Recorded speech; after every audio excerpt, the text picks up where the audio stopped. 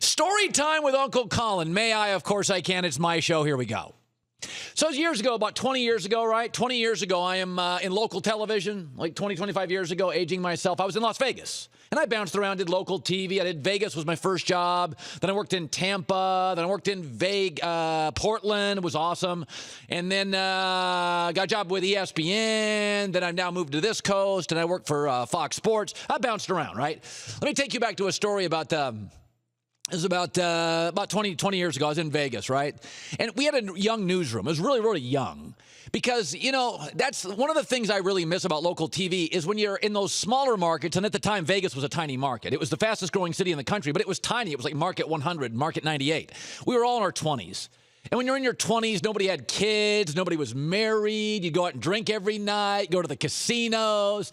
Then you get older and you get to a big market like Chicago or New York or Dallas and LA, and you get kids and you get money and everybody hates everybody else and everybody's complaining and nobody hangs out. And in between commercial breaks, you're like, oh, she is really, oh, God, he's such an egomaniac. But when you're 20, like nobody makes any money. You're pooling your money together for pitchers and Pete's every night. So here I was, a young sportscaster in Las Vegas. I swear to you, this is a football story. I'll get to it in a second.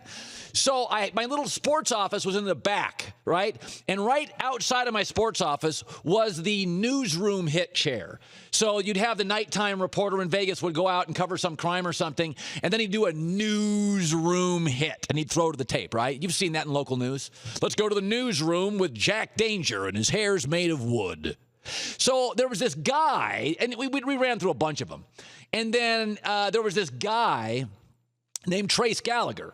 And Trace Gallagher was this young guy, he was a former professional water skier, a good-looking, fit guy, who went to Boise. He was a really hard-working guy, and I came up, and every time we'd get somebody new in the newsroom, I'd shake their hand. Hey, it's nice to meet you, because I'd been around there 5 or 6 years. And, you know, when you're a young guy, 25, 26, 28, you get into a new newsroom, you're kind of nervous, right? Like a new kid at school. So Trace is up there, and he's doing his first hit of the night, right? Like it's nervous, like your first big hit, whatever market you're in, and they don't roll the tape, and they butcher it. And he ad-libs his way through it. And then the next night, because he was the 11 o'clock newsroom hit guy, the next night he does the story, they butcher his mic. He's talking, no words coming out. The third night, they roll the wrong tape. So the first 3 nights, this poor guy is just getting destroyed by the directors and the producers. And I turned to a guy named Jerry O'Lennon, who was my sports guy that I worked with. We were kind of a team, you know, in Vegas. And I said, that guy's going to the network. And he's like, what? And I'm like, dude, he's had no help. I'm not impressed with trust fund kids. You give me something to get somebody in life that gets crapped on and overcomes it. I'm like, 3 nights in a row, they rolled the wrong tape. They cut his mic. He has, without pause, seamlessly ad-libbed his way out of that muck. I'm like, that kid's going network. I say kid, he's just a little younger than me, you know. He now works at Fox News. Megyn Kelly, the hottest show on cable TV, he's their chief correspondent. He's also a friend.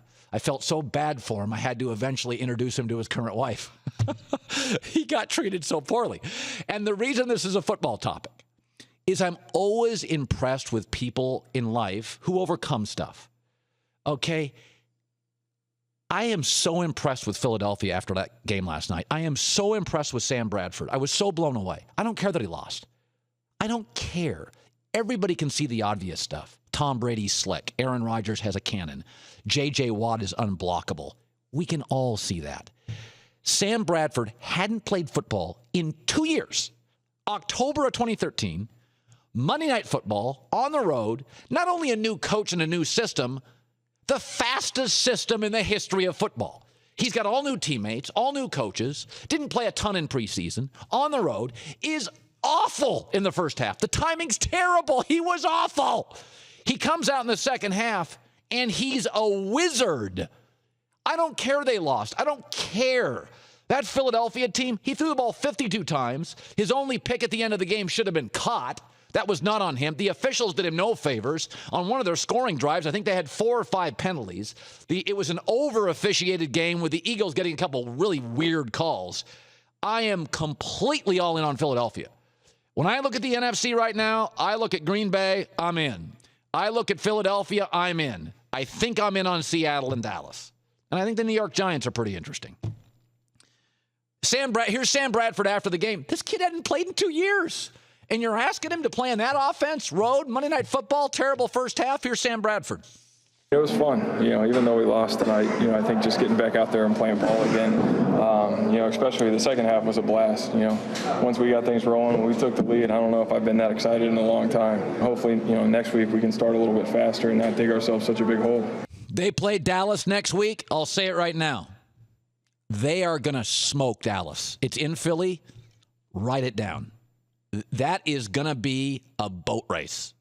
That team is going to go home and explode on the Cowboys. You watch. That team's good.